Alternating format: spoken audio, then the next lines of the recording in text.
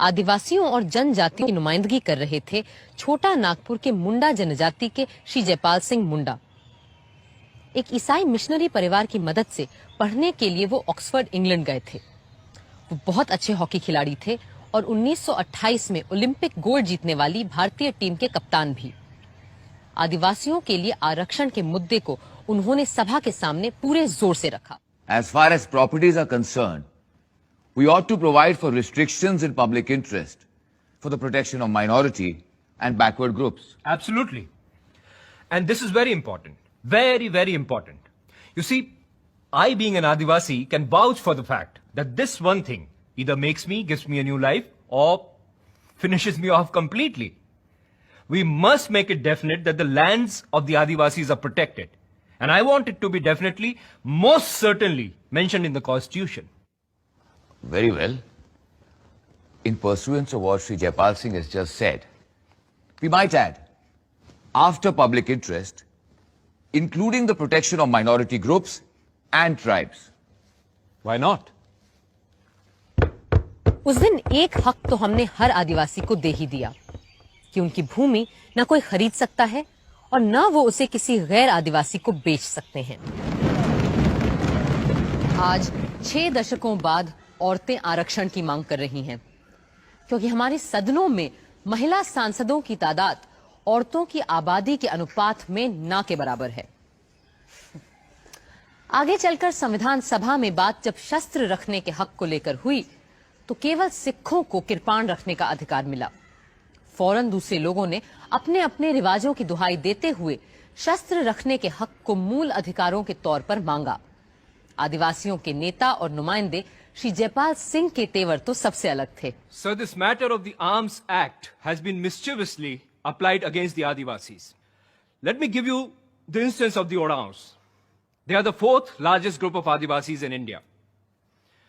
Just about now, there is a festival in which these Oraons get together, walk in a procession, carrying arms and weapons like lathis, bows and arrows, and they go to various akhadas in the villages. Now, this has been going on for centuries. Last year, all of a sudden, we were told that we should not carry any arms and weapons. Now, I don't mind pointing out, there are several members sitting here who are from Bihar. They won't be able to get back to their homes if they're not escorted by these people with arms. Every 7 years, it is the custom in Chota Nagpur, during festivals like Era Sandra and Jani Shikhar, Adivasi women get together, dress as men, and hunt in the jungles. Now, this is the only occasion that allows these women to show their masculine prowess naturally. So they love to dress as their men do. They love to carry arms and weapons like their men do. Arms like lathis, bows and arrows, bhalas, and so forth. But according to this particular article in the Constitution, my fear is that upon seeing these women walking into the jungles with arms in their hands, the government might interpret that they were getting together for some kind of dangerous purpose.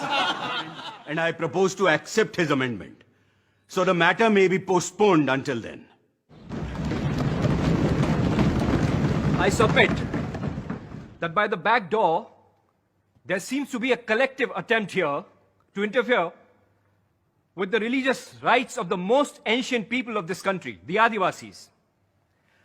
I remember during our discussions in the advisory committee, Maulana Azad was pleased to put a direct question to me.